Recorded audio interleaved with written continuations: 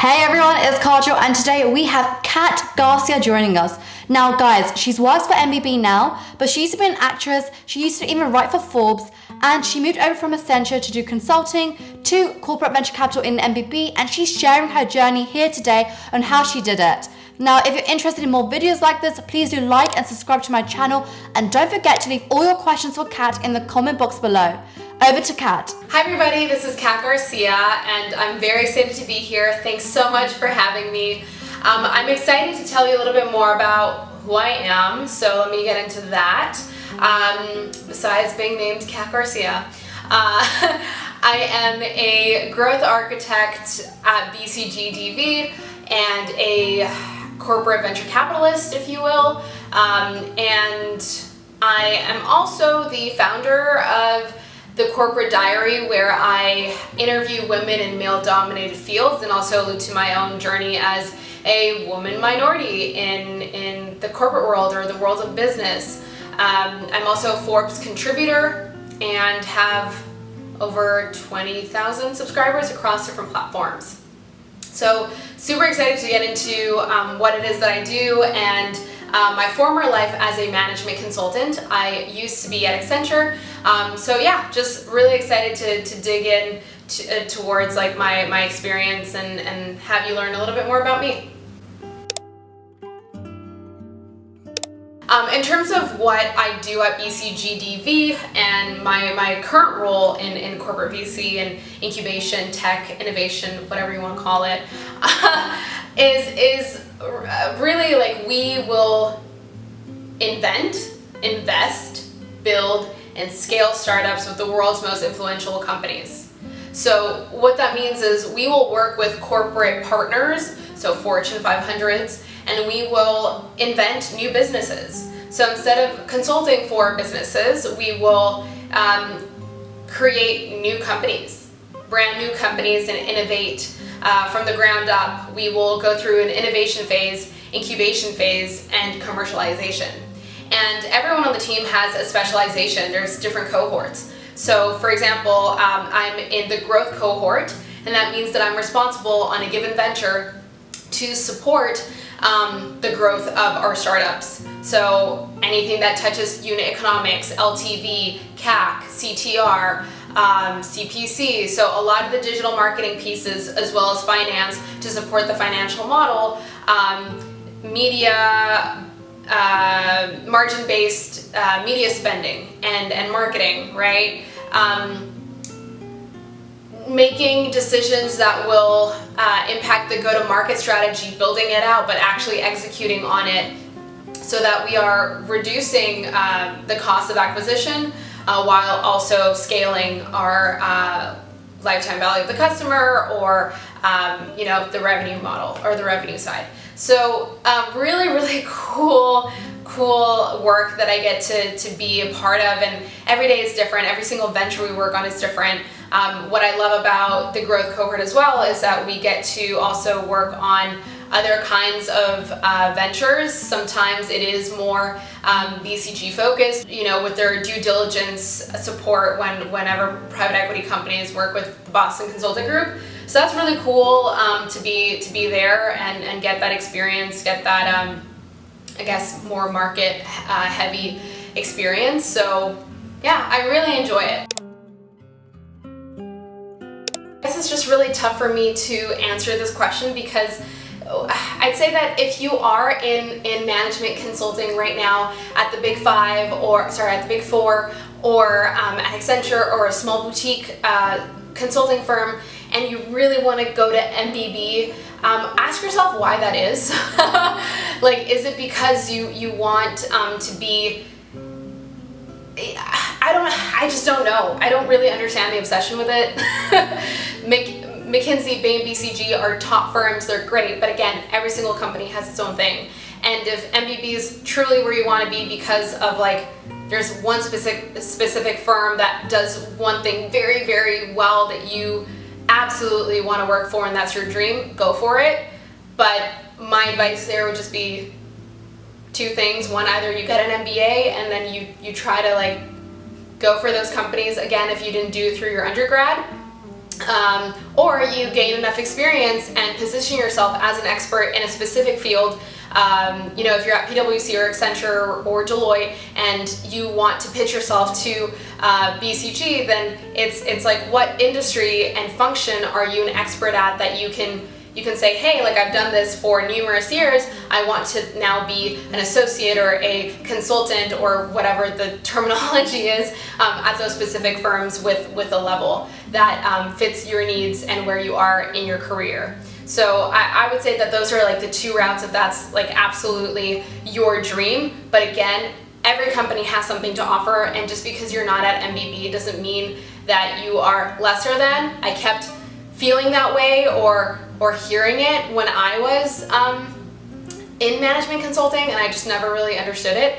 Today, working with BCGers and consultants, we actually see every other consulting firm for what they have to offer. Like, Accenture is really well known for digital transformations. So we appreciate those qualities in a lot of Accenture folk. Deloitte as well. Like, there's Monitor Deloitte. There's just so many great groups, and everyone's doing really cool things. So I just say, ask yourself why you're looking to leave, where you're looking to leave, and where do you want to position yourself, and why is that? Is it really a reflection of like this MBB, or is it like reputation, or is it because you know truly that the work itself is going to be very different from where you are? So yeah, that's my advice there. What skills do you think are great for consulting that can trickle into corporate venture capital? A couple of things. So in consulting, you get to see a variety of different industries. And venture capital is pretty much a space where you invest in various industries because it's finance. Like, you want to be able to diversify your portfolio across a variety of different industries, even if the firm is focused. So corporate VC is a little bit different. Yes, at BCGDB, our model is we're innovating and building new companies from scratch with our teams. So the fact that I can be staffed on a couple different ventures throughout a year, I could be building a financial services type of company, right? So I could be building like a digital bank. The fact that I was able to consult in the past for some of the largest banks in the world really helps, because I know what it's like to be a part of a large digital transformation at its finest, and what kind of problems we've encountered or obstacles, and that way I can remember that and say, hey, I gained these skills from product management to experience design to growth, right? Or like even PMO, like project management, to be able to bring these skill sets back to the team, even though my responsibility is truly growth on a given venture. I'm still helping the business, right? So having that industry as well as functional expertise is really great, because in consulting, and this is something that I wish we would explain a little bit more to people, is what is your role, right? As a venture capitalist, like, you're kind of more in charge of the business side. Like, you're in charge of the due diligence of a company that you're gonna buy, invest in. Yeah, I guess buy. And in corporate VC, you're thinking about that, right? Because you're investing in your own project or startup. And I'd say having a cross-functional view of what it takes to build a new company from scratch is super important, and you get that in consulting. You get to work on, for example, I was a product manager, even though my title wasn't product manager, it was like business analyst, and I was like, what am I doing? I was writing user stories, I was writing features, and now when I speak to product managers on my teams, I know what they're talking about when they talk about like Jira by Atlassian. I probably can't pronounce that properly still. But anyway, I know their world a little bit because I had their role for like a 3-month stint, right? Or for a year. So there's product management expertise, you get experience design. A lot of consulting firms are buying out agencies, so you get to work on digital projects. There's the consumer portion, there's market sizing, there's just large digital transformations where like PMO, project management, it comes in handy, right? We work with corporate partners all the time. So being able to put my consulting hat on and speak to CEOs and large corporates is a skill that I just really don't think I would have been able to gain outside of consulting to the same degree. I came very prepared, and you just don't, I think like consultants are always just ready for what's next. Like you're always over prepared because that's how you're taught, right? Coming from a graduate scheme or speaking to your managers, I remember being an analyst and my notes needed to be perfect.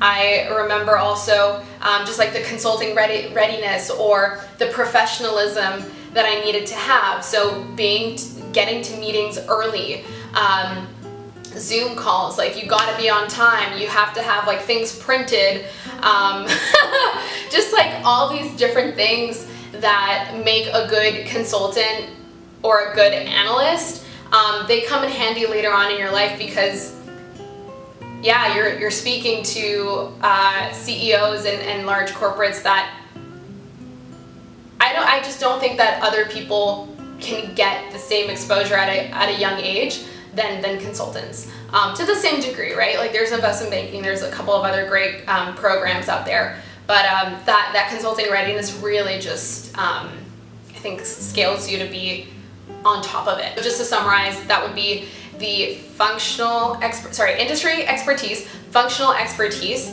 and consulting readiness or professionalism are all transferable skills. Anyway, so that is it for me. This was so much fun. Thank you so much for having me. I had the best time. I'll also include a couple links. Something on top of the minority question is Amy Cooper. I wrote an article on the Corporate Diary alluding to how to tactically help people who have Amy Cooper as their boss, pretty much a Karen. So if you have a Karen as your boss and you're a minority or you're a woman and you're like, how do I deal with this like white privilege? Then check out how to deal with your Amy Cooper of a boss.